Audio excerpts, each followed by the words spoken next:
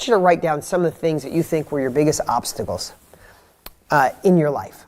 That could be your biggest obstacle right now, or were your biggest obstacle in the past. Was your biggest obstacle in the past?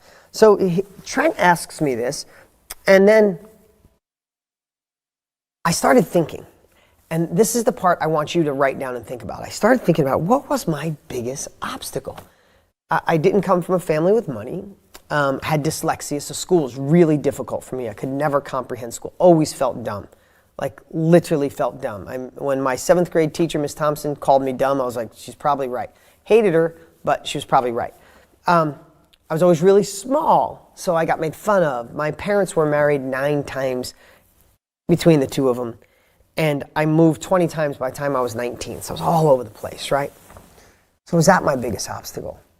That my family didn't have money, was that an obstacle? My dad, he took the divorce from my mom really, really hard, and my dad was the youngest of 11 and was physically and sexually abused as a child. He never ever once touched me, never hit me, but emotionally, he never got the work he needed. It's an amazing place now, but it was just a lot. So it was really tough as a kid. I'll just leave it at that. It wasn't an easy run. And some of you have had way harder, but it was tough. Missed my mom. She moved away when I was 11. So I'm thinking, it was like this is different than usual, guys. You know, if you hear me today, I'm in a really heart-centered, personal mood today, and that's why I might be all over the place. But you're getting the real me and the real things that may move the needle in life, especially in mine. So, it was like my life was going by in front of me at hyper speed, and I'm thinking, what was the biggest obstacle? Was it that relationship with my dad, where we got in a fist fight once? I've never been in a fist fight with anybody. I didn't hit my dad, but it got that bad. And then we didn't talk for a year, and I still powered through, and I didn't have money. And then I was like, well, was it that? And then was the biggest obstacle going from cars into real estate? And then finding the money for real estate, was that the hard thing? And then getting the real estate done, and then running a collision shop and a tow truck company and my apartments and building houses. Was that the tough time? Or how about when I started in the infomercial world selling my education, and I just got momentum? I was funding the information business. I was funding the information business with my real estate profits, and I almost lost all of it. And then when I finally got ahead, I literally had an accountant take all my money. One day when it was all gone, I was like, no way, I'm getting through this. I'm done. And I remember thinking to myself, that's it. You thought you were so cool. This is self-talk at its worst, right? You thought you were cool. I knew you weren't smart enough to do all those things. You should have listened to your family. You should have listened to your friends. That was for people that were more educated. There were people who were more smart. So I'm thinking of all of these things, and I'm like, in my head, and it's like all of that happened in seconds, even though it seemed like I sat there for 20 minutes thinking of all these obstacles, all these things that went wrong, and going through a divorce in my life when I didn't want to go through, I never thought that I would do that to my kids, and the pain of that. So he's like, what is the biggest obstacle? And all that happened so quick. So I want you to start thinking of all those things, right? All the things in your life that are the biggest problem, the biggest obstacle. And then, I know this sounds crazy, and I thought more about it today because I knew I was talking to you guys, right? So then I thought about it today, obstacles, biggest obstacles, they were all obstacles, but then I was thinking, what were my biggest fears? Because some of those obstacles resulted from fears or led to fears. Does that make sense? Obstacle, oh, what if it doesn't work? Oh, what if I lose all my money? What if I'm alone for the rest of my life? What if I'm not accepted? What if they don't believe in me? What if I'm alone? All those things, right? So one thing happens, an obstacle happens. You can tell I thought about this, like I'm thinking deeper than I ever thought in my life, and you're just getting a glimpse of that. I hope you're feeling this. The obstacle leads to the fear. Like I'm putting some of this together as I'm sharing it with you. So the obstacle leads to a fear. So now I want to ask you, and maybe you can write this down, what are the biggest fears that you had through your life? I had fears that when my mom moved away, because it was so tumultuous, I don't think she could handle it. My mom moved away. I had fears of never seeing her, and I've had this deep level of being alone as a young kid, right? And I had fears that my dad would do something crazy because he used to get so mad. He had all that anger built up inside of him because of what his dad did to him, that it came out in really unhealthy ways. I feared something would happen there, right? I feared I would be broke and working in a factory someplace, because that's what my guidance counselor said was probably where I'd end up.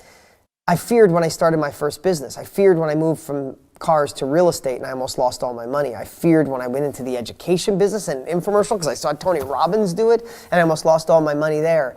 I feared when I started making a lot of money and hiring more people. Now all of a sudden I had a $10 million a year company and I'm employing all these people. I feared it could go wrong. Then I went to a $100 million company and my companies and my brand's over $100 million a year. And my fear got higher and higher, especially when the economy dropped and all of a sudden the money wasn't coming in, but the bills were there. And I feared I couldn't make it. So you're getting to see that fear lives in all of us, no matter how successful people look from the outside. So now, obstacles and fear. So what Trent says to me, what is your number one obstacle? And all of a sudden it's like, I don't know, there's 4,000 of them. And it hit me. It hit me immediately. And we had this amazing conversation. That's what I want to share with you today. It was so breakthrough for me. I knew that you guys need to hear it today, no matter where you are. Listen, I don't know where you are. If you're here with me right now, you could be doing amazing and you want to go next level. You could be struggling, just want to get away from that. You could be in the middle. I just want to tell you this works. Doesn't matter if you're in my $100,000 a year mastermind or you're here. It's the same answer. What my biggest obstacle always was, and yours, is our perception of situations. It's our thoughts. Now, you might have heard me write about this in my book, talk about it, but I want you to let this sink in today. You could tell I'm in the most I'm really all over the place. I have so much enthusiasm today, but today it's coming through my heart on a deeper level. It's your thoughts. It's your perception. You see, the same thing can happen to two different people, right? Someone can grow up with an alcoholic parent, and one can be an alcoholic because my dad was. And one could never touch alcohol because my dad was. My dad was a drinker, right? So it's perception. So I want you to think about something. All of those things could have been the final straw. Parents don't support me. I have dyslexia, didn't go to college. This is my life. Start a company, failure, people take advantage of you. Oh, could have been my life. Go into the infomercial world. Almost failed. The accountant takes all my money. This is it. That's my life, right? All of those weren't obstacles. My perception of the situation was the obstacle. Those things weren't fear. My perception of the situation was the fear. I know it takes years to really understand what I'm saying. You're like, oh, Dean, now you lost me. Now you lost me. You don't understand what I'm going through. I got the bills. I have a mortgage. My 2 kids. That's not an obstacle. It's not a thought, that's a reality. No, I'm sorry. It is your perception of that situation. Hear me. We have to change that story. We have to change those thoughts, and the obstacle changes. Listen, when I moved in with my dad, he was in a really tough place in his life. And the littlest thing, thinking about my mom, could set him off something that just wasn't pretty, and something that would make me sick to my stomach and want to throw up and not eat, and I'd walk around shaky. Now that sounds like a really terrible thing. And my dad's a good man who just never got the right help at a young age, right? That could have been a terrible obstacle. It could have been the fear. It could have been the thing that ended me. And that's where I just ended, right? But guess what?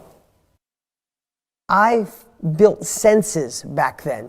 Some of you are going to relate to this. I built senses that I could tell when my dad was going to go down the wrong path. I had great dad and not so great dad.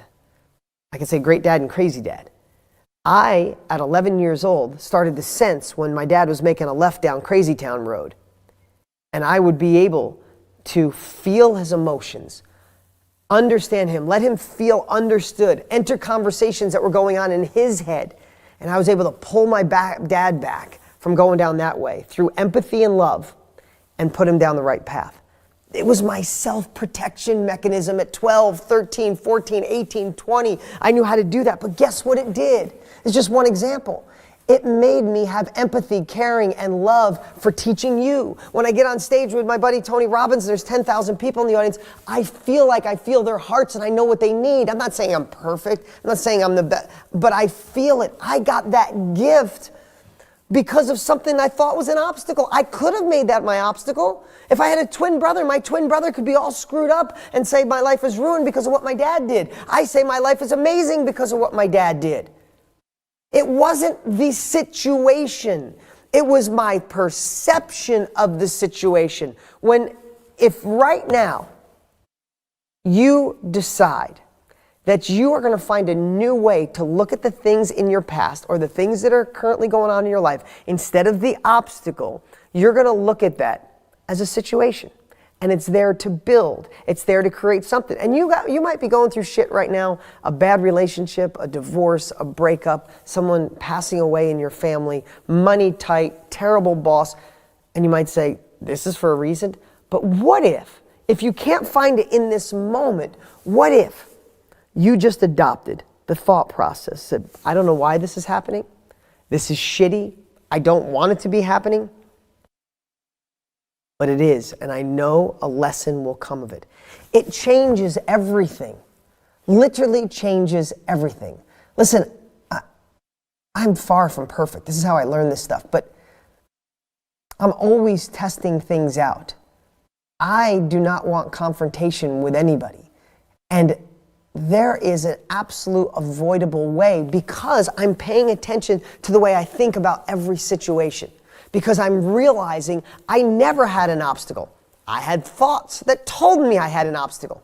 I realized that fear, I'm still afraid of some things. So the reason I wanted to spend so much time on this today, and I know it sounds so simple, you might be going, I've heard this before. Yeah, you've heard a lot of things before, but is it a part of your life? How can we change the story that you have, even the one that's deep down, not the one that you tell yourself, I can do this, I'm motivated. Sometimes just hype and motivation is, you gotta go deep and change that story. So today, what is the story that is holding you back?